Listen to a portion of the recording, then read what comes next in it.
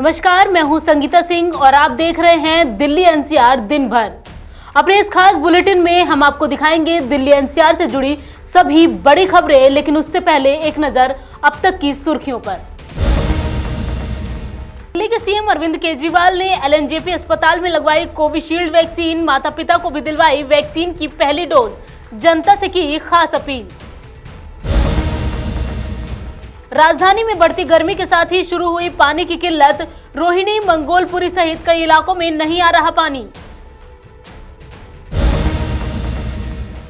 दिल्ली सरकार का निजी स्कूलों के लिए आदेश, नर्सरी, केजी और कक्षा 1 के लिए एडमिशन प्रक्रिया खत्म होने के बाद स्कूलों को देनी होगी खाली सीटों की जानकारी। दिल्ली यूपी के बीच सोलर एनर्जी से रफ्तार भरेगी रैपिड रेल, 40% तक सौर ऊर्जा का किया जाएगा इस्तेमाल। बदमाशों की गिरफ्तारी के लिए दिल्ली पुलिस ने कसी कमर, टैक्सी ड्राइवर को लूटकर भाग रहे बदमाशों का पीछा करके पुलिस ने किया गिरफ्तार।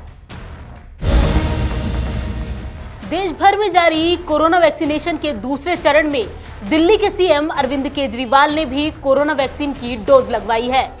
सीएम केजरीवाल अपने माता पिता के साथ दिल्ली सरकार के एलएनजेपी हॉस्पिटल पहुंचे, जहां उन्होंने अपने माता पिता के साथ कोरोना वैक्सीन की पहली डोज ली। इसके बाद जनता से खास अपील भी की। कोरोना वायरस के खिलाफ देश में युद्ध स्तर पर वैक्सीनेशन का काम जारी है। पहले चरण में फ्रंटलाइन वर्कर्स को देसी कोरोना वैक्सीन का टीका दिया गया, जिसके बाद अब देश में दूसरे चरण का वैक्सीनेशन 1 मार्च से शुरू हुआ है। जनता को भारतीय वैक्सीन की प्रामाणिकता पर भरोसा कायम हो सके, इसके लिए पीएम मोदी समेत तमाम बड़े नेताओं ने कोरोना वैक्सीन की पहली डोज ली है। वहीं अब दिल्ली के मुख्यमंत्री अरविंद केजरीवाल ने भी कोरोना वैक्सीन की पहली डोज ली है। अरविंद केजरीवाल को दिल्ली के लोकनायक जयप्रकाश अस्पताल यानी एलएनजेपी में वैक्सीन की पहली डोज दी गई। उन्हें कोविशील्ड लगाई गई है। अरविंद केजरीवाल के साथ उनके माता पिता को भी वैक्सीन की पहली डोज लगाई गई है। वैक्सीन लगवाने के बाद दिल्ली के मुख्यमंत्री अरविंद केजरीवाल ने कहा है कि हमें किसी तरह से परेशानी नहीं हुई। इसके साथ ही उन्होंने जनता से वैक्सीन लगवाने की अपील भी की है। मैंने और मेरे माता पिता दोनों ने एलएनजेपी में वैक्सीन लगवाया है और हमें किसी तरह की कोई परेशानी नहीं हुई। आप लोग देख रहे हैं, आपके सामने हम सब लोग बिल्कुल स्वस्थ हैं। तो मैं सभी से अपील करना चाहता हूं कि ये बड़ी अच्छी बात है कि अब कोरोना से छुटकारा देने के लिए हमारे पास वैक्सीन उपलब्ध है। सब लोग आगे आके वैक्सीन लगवाएं। जो लोग एलिजिबल हैं वो सब लोग आगे आके वैक्सीन लगवाएं। यहाँ एलएनजेपी में भी बहुत अच्छी सुविधा है। सभी डॉक्टर्स और हॉस्पिटल ने बहुत अच्छा अरेंजमेंट किया हुआ है। तो सब लोग वैक्सीन लगवाएं। इसमें अब डरने की कोई बात नहीं है। पहले जो कुछ लोगों के मन में जो शंकाएं थी वो सब शंकाएं खत्म हो चुकी। बता दें कि वैसे तो अरविंद केजरीवाल की उम्र 52 साल है, लेकिन वो लंबे वक्त से डायबिटीज से पीड़ित हैं। इसीलिए उन्हें भी वैक्सीन दी गई है। 1 मार्च से देश में कोरोना वैक्सीनेशन का दूसरा फेज शुरू हुआ। इसके तहत 60 साल से अधिक उम्र वाले लोगों को और 45 साल से अधिक उम्र वाले उन लोगों को वैक्सीन दी जा रही है जो गंभीर बीमारी से पीड़ित है। देश में कोरोना वैक्सीन के दूसरे फेज के तहत अब 10,000 सरकारी सेंटर्स के अलावा प्राइवेट अस्पतालों में भी वैक्सीन लगाई जा रही है। प्राइवेट अस्पतालों में 250 रुपए में वैक्सीन की 1 डोज दी जा रही है। वैक्सीनेशन के दूसरे चरण के पिछले 3 दिनों में ही देश भर में 5 लाख से अधिक लोगों को कोरोना का टीका लगाया जा चुका है। अभी देश में कोविशील्ड और कोवैक्सीन की डोज दी जा रही है। अगर पूरे आंकड़ों की बात की जाए तो करीब 1.5 करोड़ से अधिक लोगों को वैक्सीन दी जा चुकी है। राष्ट्रपति रामनाथ सिंह कोविंद, प्रधानमंत्री नरेंद्र मोदी, गृह मंत्री अमित शाह, रक्षा मंत्री राजनाथ सिंह, एनसीपी नेता शरद पवार समेत देश के कई बड़े चेहरों ने वैक्सीन लगवाई है। नवोदय टाइम्स के लिए संगीता सिंह की रिपोर्ट, दिल्ली। राजधानी दिल्ली में बढ़ती गर्मी के साथ ही पानी की किल्लत भी शुरू हो गई है। मंगोलपुरी, सुल्तानपुरी समेत दिल्ली के कई इलाकों में लोगों को पानी की किल्लत का सामना करना पड़ा, जिससे लोग काफी परेशान दिखे। देखिए ये रिपोर्ट। गर्मी ने जैसे ही दस्तक दी, वैसे ही देश की राजधानी दिल्ली में पानी की किल्लत शुरू हो गई। दिल्ली के रोहिणी, मंगोलपुरी, सुल्तानपुरी, किराड़ी, पश्चिम विहार समेत कई इलाकों में बुधवार शाम से लोगों के घरों में दिल्ली जल बोर्ड के पीने का पानी नहीं आया, जिसकी वजह से लोगों को मुसीबतों का सामना करना पड़ा। हालांकि इसका असर आज सुबह भी देखने को मिला। स्क्रीन पर चल रहे वीडियो में साफ तौर पर देख सकते हैं कि कैसे सुबह सुबह लोग पानी के लिए कतार में खड़े हैं। लोगों का कहना है कि जल बोर्ड की तरफ से इस गंभीर समस्या के समाधान के लिए कोई व्यवस्था नहीं की गई। कोई पानी का टैंकर नहीं भेजा गया जिससे लोग पानी भर सके। 4 बजे से लोग इधर उधर पानी के लिए धक्के खा रहे, पानी आ ही नहीं रहा 2 दिन से। जो थोड़े घने नलके थे वो भी काट दिए। अच्छा, तो क्या कितनी परेशानी आपको झेलनी पड़ रही है सुबह से? ऐसे पानी नहीं है बिल्कुल भी, ना बर्तन धोने के लिए ना हाथ धोने के लिए पानी नहीं है बिल्कुल भी। बहुत ज़्यादा परेशानी है। सुबह सुबह ड्यूटी जाने का टाइम होता है और लाइन लगानी पड़ती है हैंडपम्प के अंदर, और उसके बाद जो है जगह जगह हैंडपम्प काटे जा रहे हैं। पानी की बहुत ज़्यादा किल्लत हो रही है और पानी आ नहीं रहा। 2-3 दिन से पानी के लिए बहुत परेशानी हो रही है। काफ़ी परेशानी हो रही है। बीच में नलके काटने के लिए भी काफ़ी सारे आए थे और काफ़ी सारे नलके काट भी दिए, जिसके कारण काफ़ी परेशानी हो रही है। इधर उधर से लोग आ रहे हैं पानी भरने के लिए। सुबह सुबह स्कूल जाना होता है, उसके लिए लाइन लगानी पड़ रही है हमें। सुबह स्कूल जाने के लिए लेट हो चुके हैं। तो देखा आपने कि कैसे गर्मी के दस्तक देते ही पानी की किल्लत से दिल्ली वालों को 2-4 होना पड़ रहा है। दिल्ली से नवोदय टाइम्स के लिए अनिल कुमार की रिपोर्ट।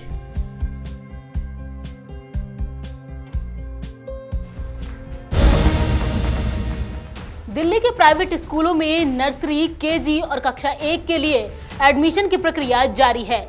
इसी बीच शिक्षा निदेशालय ने इन स्कूलों के लिए एक नया आदेश जारी किया है, जिसके मुताबिक अब इन स्कूलों को एडमिशन की प्रक्रिया खत्म होने के बाद खाली सीटों का ब्यौरा सार्वजनिक करना होगा।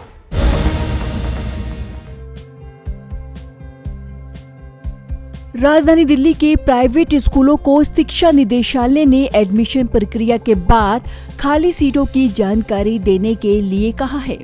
दरअसल दिल्ली के प्राइवेट स्कूलों में सेशन 2021 से 22 के नर्सरी एडमिशन के लिए दाखिले की प्रक्रिया जारी है।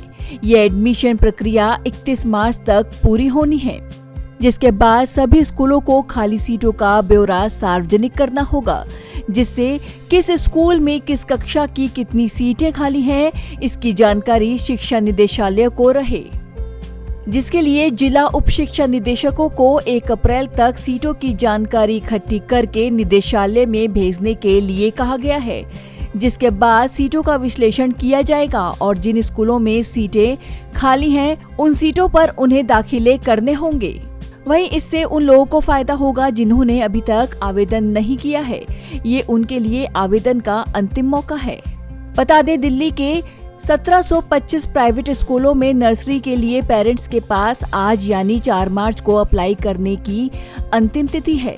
20 मार्च को नर्सरी में एडमिशन के लिए चुने गए स्टूडेंट्स की पहली लिस्ट सभी स्कूलों द्वारा जारी की जाएगी और वेबसाइट पर अपलोड होगी, जिसके साथ साथ वेटिंग लिस्ट भी निकाली जाएगी। वहीं एडमिशन को लेकर कोई उलझन या शिकायत है तो पेरेंट्स स्कूल प्रशासन से 22 और 23 मार्च को मीटिंग कर सकते हैं। बता दें, आवेदन प्रक्रिया समाप्त होने के बाद 20 मार्च को दाखिले के लिए चयनित बच्चों की पहली सूची जारी की जाएगी। वहीं निदेशालय ने कहा है कि कोई भी स्कूल आर्थिक पिछड़े वर्ग और वंचित वर्ग यानी EWS की सीटों पर दाखिले को मैन्युअली शुरू नहीं कर सकते। इस वर्ग के दाखिले के लिए जल्द ही दिशा निर्देश जारी किए जाएंगे, जिससे एडमिशन प्रक्रिया ट्रांसपेरेंट रहे। नवोदय टाइम्स के लिए करुणा ठाकुर की रिपोर्ट, दिल्ली।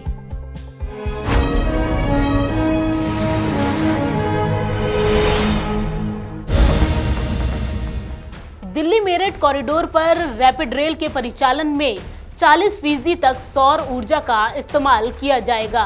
देश के इस पहले रैपिड रेल कॉरिडोर को पूरी तरह से पर्यावरण अनुकूल बनाने की योजना है। क्या है इसकी खासियत, देखिए ये खास रिपोर्ट।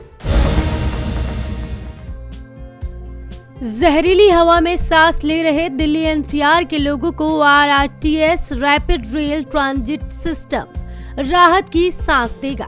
दिल्ली मेरठ कॉरिडोर पर रैपिड रेल के परिचालन में 40% तक सौर ऊर्जा का इस्तेमाल किया जाएगा।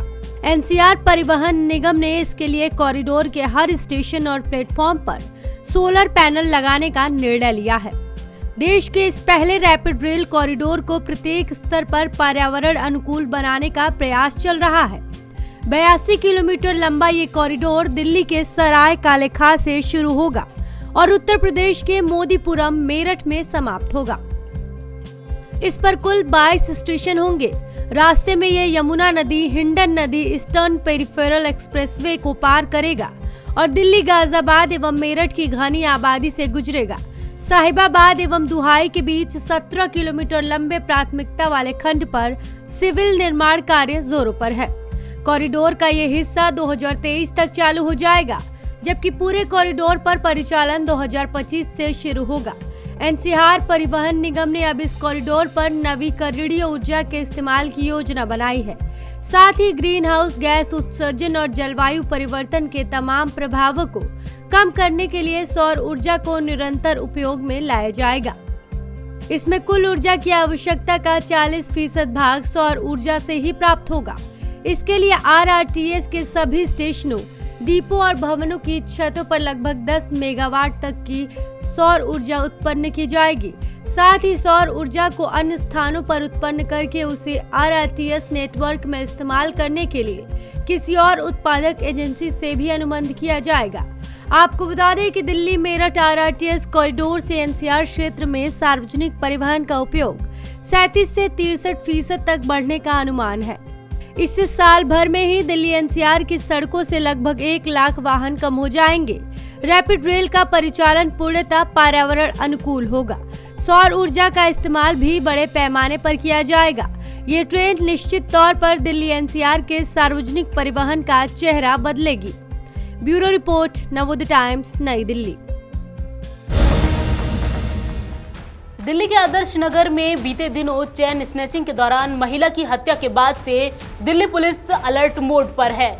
पुलिस ने दिल्ली के सभी इलाकों में पेट्रोलिंग बढ़ा दी है। इसी कड़ी में दिल्ली पुलिस ने शेख सराय से एक कैब ड्राइवर से लूटपाट कर भाग रहे बदमाशों का पीछा कर उन्हें गिरफ्तार किया है। पिछले हफ्ते आदर्श नगर में चेन स्नैचिंग के दौरान हुई महिला की हत्या के बाद दिल्ली पुलिस पूरी तरह चौकस हो गई है और लगातार सभी इलाकों में पेट्रोलिंग कर रही है।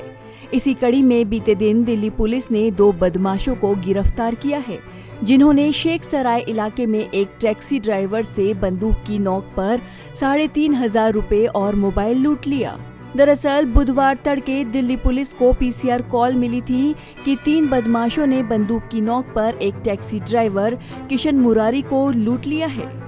टैक्सी ड्राइवर किशन मुरारी ने बताया कि वो डिफेंस कॉलोनी से पैसेंजर को ड्रॉप करके लौट रहा था कि कृषि विहार पर बने बीआरटी कॉरिडोर पर 3 लड़कों ने उसे लूट लिया, जिसके बाद मालवीय नगर थाने की पुलिस टीम मौके पर पहुंची, जिसके बाद कांस्टेबल ब्रिजेश पीड़ित ड्राइवर के साथ वहां की झुग्गी इलाके में पहुंचे और 2 बदमाशों का पीछा कर उन्हें गिरफ्तार किया, जिसका सीसीटीवी फुटेज भी सामने आया है। फिलहाल ये बदमाश दिल्ली पुलिस की गिरफ्त में हैं, जहां इनकी क्राइम हिस्ट्री खंगाली जा रही है। नवोदय टाइम्स के लिए करुणा ठाकुर की रिपोर्ट, दिल्ली।